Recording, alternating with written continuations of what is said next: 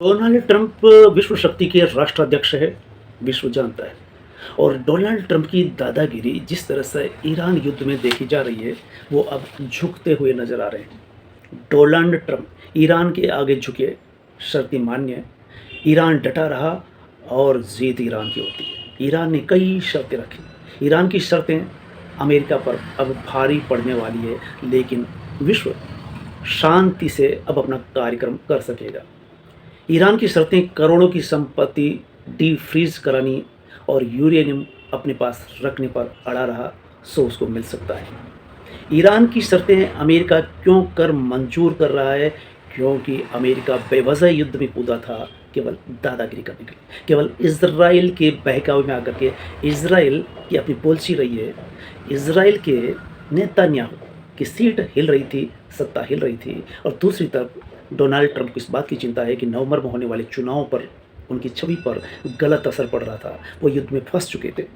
तो ईरान चूंकि डटा रहा, ईरान झुका नहीं, और सीना तान के खड़ा रहने के कारण अंततः इजराइल अमेरिका दोनों उसे झुका नहीं सके, बल्कि ईरान ने अमेरिका को झुका दिया। उस डोनाल्ड ट्रंप जो विश्व शक्ति का दावा करता है, जो शांति की बात करता है, जो नोबेल प्राइज की हसरतें रखता है और ईरान पर बमबारी भी करता है।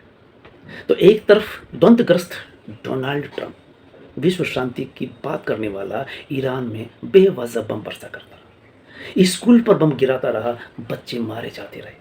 इजराइल गाजा पट्टी में बम बरसाता रहा, लेकिन अमेरिका उसको केवल कहता रहा। हाथी के दांत दिखाने की ओर, खाने की ओर साबित करता रहा डोनाल्ड ट्रंप। ईरान की युद्ध मुआवजा की मांग पर अड़ना, और अगर युद्ध मुआवजा देना पड़ा तो अमेरिका पर ये दूसरी मार पड़ने वाली है। पहली बार जब युद्ध में फंसा, बमबारी की, उसकी इकोनॉमी पहले ही गर्त में चली गई। युद्ध का मुआवजा किस बिना पर दिया जाएगा? तो ईरान का कहना है कि उसने युद्ध नहीं किया, उस पर युद्ध थोपा गया। कतर, अरब, यूएई द्वारा भी मुआवजा दिया जाना चाहिए। हॉर्मुज एक स्ट्रेटेजिक, इस दौरान, युद्ध के दौरान, इस युद्ध के दौरान हॉर्मुज ईरान के एक ऐसा हथियार था जो ईरान के पक्ष को मजबूत बनाता है। ईरान का सबसे बड़ा हथियार था हॉर्मुज, और उसने कहा था कि हॉर्मुज से जो गुजरेगा वो मित्र देशों के जहाज गुजर सकते हैं, उससे का विरोध करने वाले जहाज को डुबो दिया जाएगा। एक भारत का जहाज तक भी उसने डुबो दिया। फिलहाल जब विश्व शांति की बात हो रही है, तब वो युद्ध में अब हॉर्मुज पक्ष को हथियार के रूप में जो इस्तेमाल करने वाला था, बल्कि टैक्स लगाने वाला था कि वहाँ से जो भी गुजरेगा, तेल लेकर के गुजरेगा, उस पर वो एक टैक्स लगाएगा। लेकिन फिलहाल इस पर वो झुकता हुआ नजर आ रहा है। कूटनीति उसको ऐसी मिल गई है हॉर्मुज वाली कि वो आगे भी अगर ऐसी कोई बात हुई तो इस हथियार का इस्तेमाल करता रहेगा। नो वार एक महत्वपूर्ण शर्त है जो हर देश चाहता है, जो गारंटी चाहता है इजराइल और अमेरिका से कि वो आगे से उस पर युद्ध नहीं करेंगे। अमेरिका और इजराइल लेबनान और हुती पर, जो उसके साथी है, हुतियों पर बमबारी करते हैं, लेबनान पर बमबारी करते हैं इजराइल जब चाहे तब, इन सब पर बमबारी अब नहीं हो सकेगी। पाकिस्तान इस वक्त अपना पल्ला भारी किए हुए है भारत की तुलना में, जो कह रहा है कि फाइनल डील शांति की इस्लामाबाद में ही संपन्न होगी। युद्ध जो महायुद्ध हो सकता था, बन सकता था, फिलहाल टल गया है और विश्व शांति की ओर बढ़ रहा है। पाकिस्तान भारत की भूमिका यहाँ उल्लेखनीय है।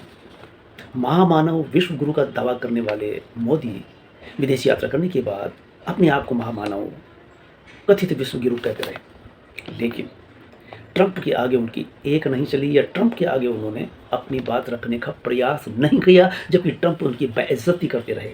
या एप्स्टीन फाइलें का एक ऐसा राज जो दबा हुआ था उसके पास, सो मोदी चुप्पी लगा के बैठे रहे। सिंदूर ऑपरेशन के दौरान सीज फायर किया, और सीज फायर आज ईरान की शर्तों पर करना पड़ रहा है, और उस वक्त भारत पाकिस्तान के बीच में सीज फायर कर गया ट्रंप। मोदी जी त्याग के रह गए, कारण मोदी जी की नस ट्रंप के नीचे जो दबी हुई है।